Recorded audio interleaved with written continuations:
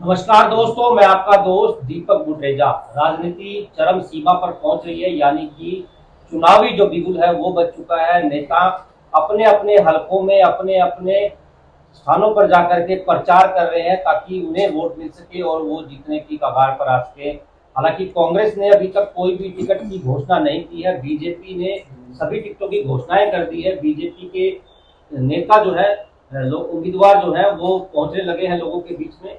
आज हमारे साथ इसी विषय के ऊपर बातचीत करने के लिए कि बीजेपी अब किस प्रकार से आगे चलेगी, अनीता मलिक जी हैं। अनीता मलिक जी चेयरमैन है जिला परिषद की। आपको उनसे मुलाकात भी करवाएंगे। साथ ही हमारे साथ अजय मल्होत्रा जी जुड़े हुए हैं। अजय मल्होत्रा जी वरिष्ठ पत्रकार हैं और राजनीतिक विश्लेषक भी हैं। उनसे भी हम आपकी बातचीत करवाएंगे। आपको बता दें कि अनीता मलिक जी राकेश मलिक की धर्मपत्नी है। राकेश मलिक जो कि मजदूरों के नेता कहलाया करते थे, तो शाम के अंदर काफी वर्षों तक उन्होंने मजदूरों की राजनीति की है। मजदूरों के साथ कंधे से कंधा मिलाकर के काम किया है, मजदूरों की आवाज उठाई है। हालांकि 2014 के अंदर उनकी हत्या कर दी गई थी। उस मामले को लेकर के काफी दिक्कतें उनके परिवार को उस समय झेलनी पड़ी थी, लेकिन अनीता मलिक ने अपने आप को संभाला है, अपने परिवार को संभाला है। अब वो राजनीति में पदार्पण जो है वो कर चुकी है। अनीता मलिक जी, आपका स्वागत है बहुत बहुत। अजय मल्होत्रा जी, नमस्कार। आपका भी बहुत बहुत स्वागत है। मैडम, क्या कहेंगी आप? पहले मैं आपसे जानकारी हासिल करूंगा किस प्रकार से आप राजनीति के अंदर आई। हालांकि पहले आपके पति राकेश मलिक जी जो है वो राजनीति में आए थे, अब आप आ चुकी हैं। किस प्रकार से आप लोगों का जो है आपको सहयोग मिल रहा है? देखिए, पहले 2001 से राकेश मलिक जी मजदूर यूनियन के प्रधान बने। उन्होंने मजदूरों के हित की आवाज़ हमेशा उठाई। उस टाइम पर इनेलो की सरकार थी और पहाड़ में काम अच्छे तरीके से नहीं चलने दिया जा रहा था, तो उन्होंने मजदूरों के लिए आवाज़ उठाई। और सरकार ने राकेश मलिक जी पे, और भी बहुत सारे थे, मेरे ससुर जी, राकेश मलिक जी के भाई और मेरे पर भी, सब पर हमारे पर केस लगा दिए थे। और उस टाइम पर मेरी गुड़िया 2-3 महीने की थी, तो हमने सब ने, तो शाम तो क्या है, हरियाणा ही छोड़ना पड़ गया था। और उसके बाद कुछ जो और थे उन पर केस लगाए थे, उन्होंने सरकार के आगे घुटने टेक दिए।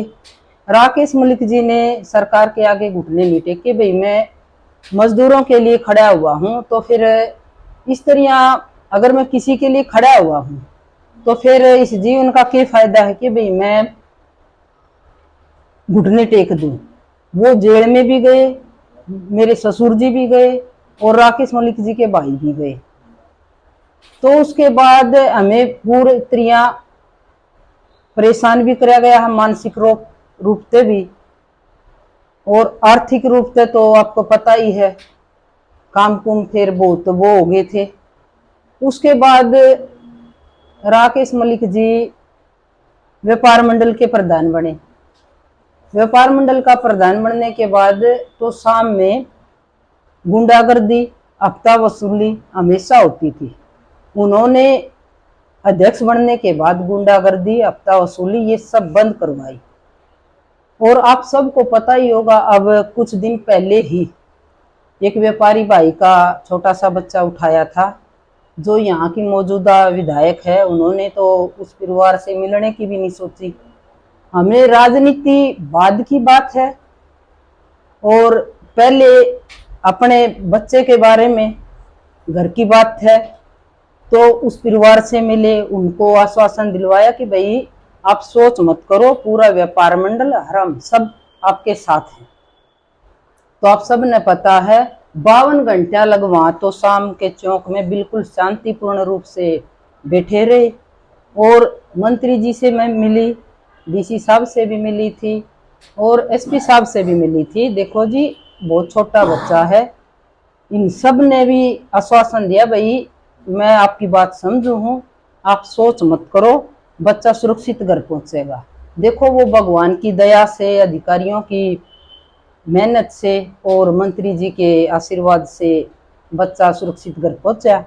तो यही पहले उन्हीं के, राकेश मलिक जी के जो काम थे, मैं वो बात देखा भी कर दी, सुना भी कर दी। तो उनकी सोच को लेके मैं उन्हीं की तरह आगे बढ़ रही हूँ। और जो यहाँ हल्के के हैं, तोशाम के हैं, आसपास के जितने भी गांव हैं, सब बिल्कुल परिवार की तरह हमारा साथ दे रहे हैं।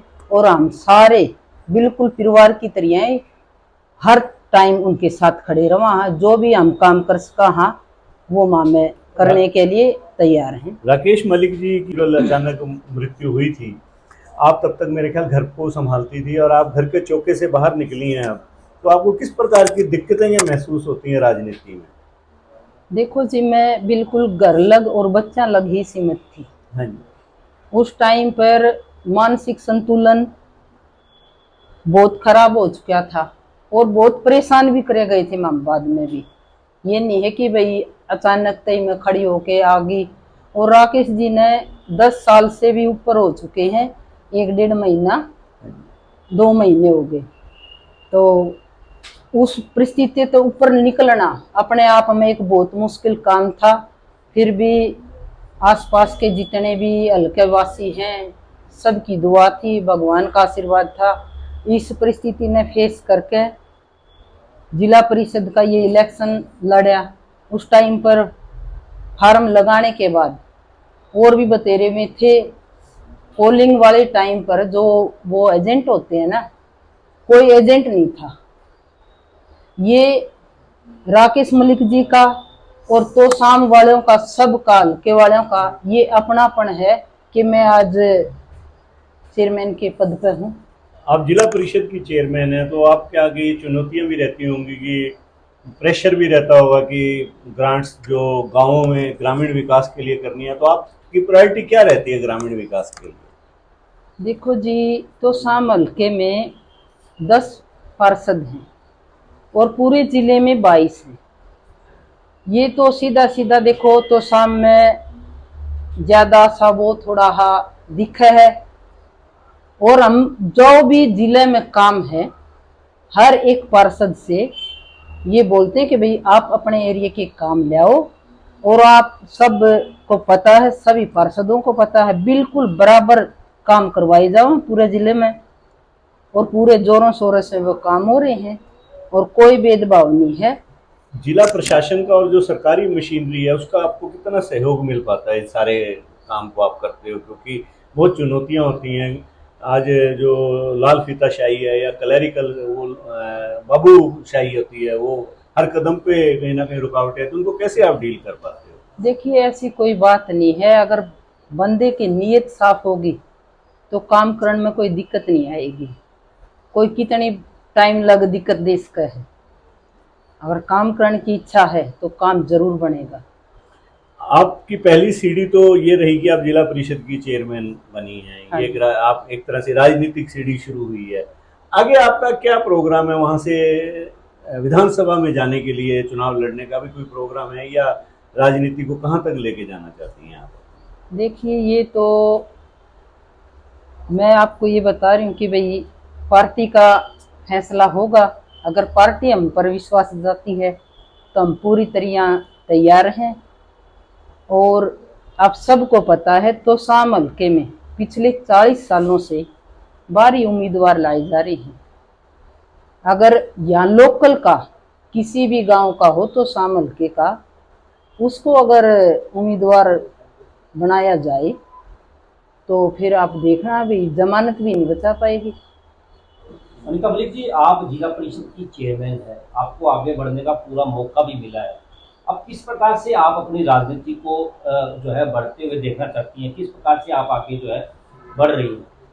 देखिए, काम करना ही मैं अपना आपको ये समझती भाई काम करते रहना चाहिए। आगे जो भगवान को और पार्टी को मंजूर होगा वो तो भविष्य फैसला करेगा।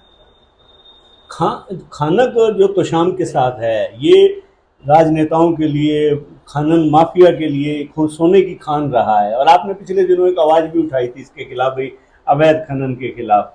तो ये क्या कारण है कि वहाँ इतना ज्यादा दिक्कतें क्यों आती हैं खनन को लेकर? देखिए, आपने पहाड़ के बारे में पूछा। राकेश मलिक जी भी पहाड़ से निकले हुए मजदूर नेता हैं। आज भी उनको है कह रही हूँ कि भाई मैं उनको अब भी मानती हूँ, वो हमेशा हमारे साथ हैं। तो उन्हीं की तरह मैंने भी मंत्री जी से मिलकर यहाँ जो पहाड़ की जो वो ईसी बढ़वाने का काम किया है और इसे अच्छे तरीके से सुचारू रूप से चलवाने के लिए भी मंत्री जी ने आश्वासन दिया कि भाई इसे अच्छा चलवाएंगे और ये चलेगा। मैं अपनी तरफ से खानक पहाड़ के लिए भी ये आवाज़ उठाती रही हूँ पहले भी और अब भी मंत्री जी से मिलकर इसके बारे में बातचीत होती रहती है। राकेश मलिक जी मजदूरों के नेता थे, राजनेता भी वो बनना चाहते थे, जिस प्रकार से वो आगे बढ़ना चाहते थे। आप किस प्रकार से आगे बढ़ना चाहती हैं? हालांकि वो चाहते थे कि वो राजनेता बन करके विधानसभा जा करके वो जो है मजदूरों की मदद कर सके या आसपास के क्षेत्र के लोगों की मदद कर सके। आप किस प्रकार से पार्टी लाइन में जाकर के पार्टी से किस प्रकार से उम्मीद जताएंगी कि आपको टिकट मिले और आप जो है विधानसभा का जो टिकट लेकर के चुनाव लड़ सकें?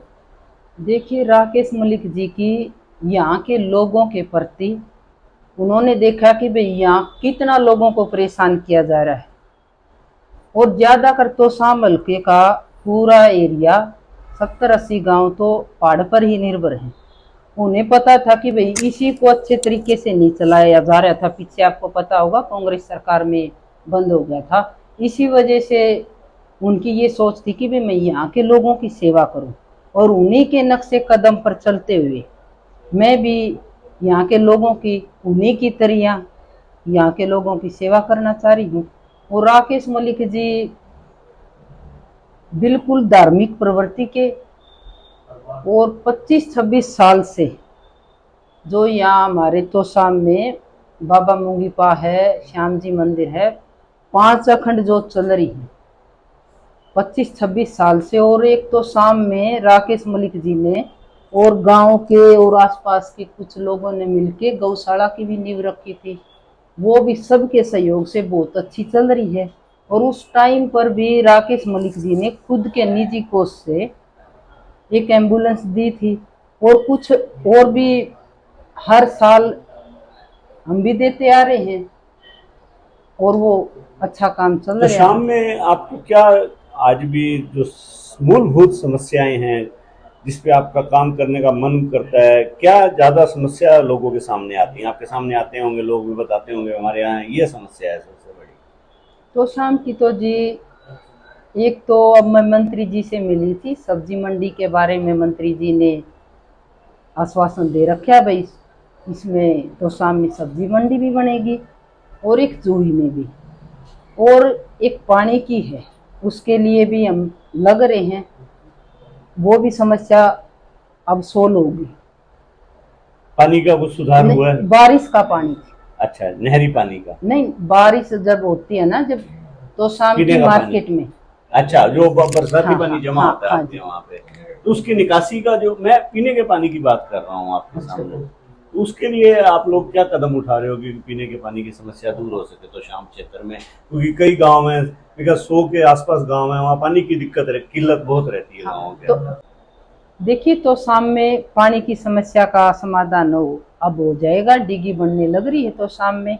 और जो तो शाम का एरिया है, अब आप सब ने भी सुना है कि भाई राजस्थान में भी पानी जाएगा, जो बारिश का मौसम होता है वो पानी यहाँ से होके जाएगा, तो एक पाइप यहाँ तो शाम में भी जहाँ और पानी की जरूरत है वहाँ कुछ 200-300 किले में कोई झील बनाई जाएगी और इस पानी की समस्या का भी बिल्कुल सुचारू रूप से समाधान सरकार करने लग रही है और इसको सरकार ने बहुत अच्छे से देखा है कि भाई समस्या है। पिछले दिनों जो है आपके क्षेत्र के अंदर एक बीजेपी ने बहुत बड़ी रैली भी की थी तो शाम क्षेत्र के अंदर। हालांकि वो जो रैली थी उस रैली के अंदर एक तरह से ये भी माना जा रहा था कि वो अनीता मलिक की रैली है, अनीता मलिक जो है उसके अंदर प्रॉपर तरीके से जो है भीड़ जुटाने का काम कर रही है। क्या मानते हो उस रैली से कितना फायदा जो है आप लोगों को मिल सकता है? देखिए, पूरे तोशाम हल्के का चाहे बड़ा हो या बच्चा हो, पूरा राकेश मलिक जी के साथ लगा हुआ था पहले भी और अब हमारे साथ लगा हुआ है। और राकेश मलिक जी की सोच यही थी कि भाई मैं यहाँ के लोगों की सेवा करूँ। वो इतने मिलनसार थे कि आज अलग लोगों के दिलों में वो जिंदा है।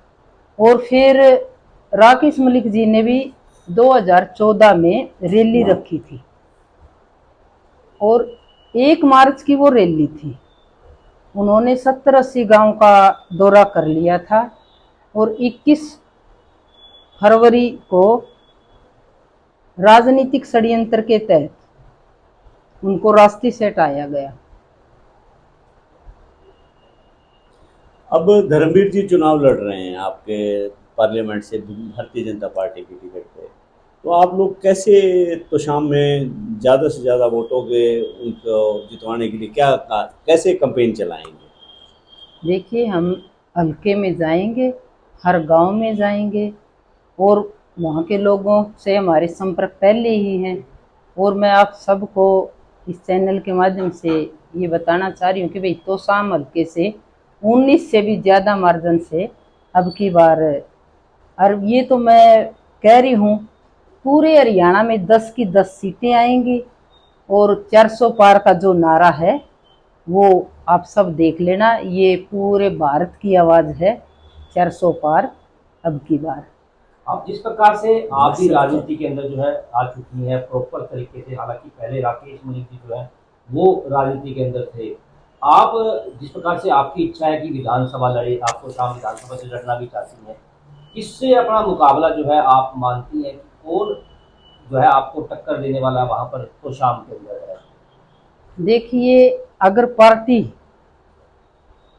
राकेश मलिक की पत्नी अनीता मलिक पर विश्वास जताती है तो आप ये मान के चलो, यहाँ जो भी उम्मीदवार होगा वो अपनी जमानत नहीं बचा पाएगा। ये आज लग राकेश मलिक जी उनके दिलों में जिंदा है। मैं गांव में जाती हूँ और उनसे मिलूँ हूँ, मैंने वो उनके चेहरे में, हाव भाव में वो सब दिखाई देता है। बिल्कुल, ये थी अनीता मलिक, जिनका कहना है कि प्रॉपर तरीके से वो राजनीति के अंदर अब आ चुकी हैं।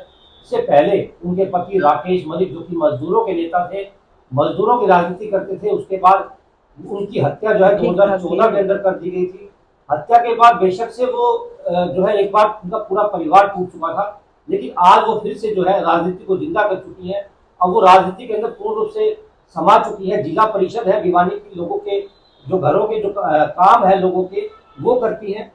अनीता मलिक जी का कहना है कि आने वाले समय के अंदर अगर विधानसभा के अंदर पार्टी उनकी विश्वास जताएगी तो वो मजबूती से चुनाव लड़ेंगी और विधानसभा में पहुंच करके लोगों की समस्याओं का भी समाधान करेगी। आपको हमारी वीडियो पसंद आई तो जरूर आप हमारे चैनल को सब्सक्राइब करें, लाइक करें, शेयर करें और कमेंट्स करके जरूर अपनी बात करें। नमस्कार।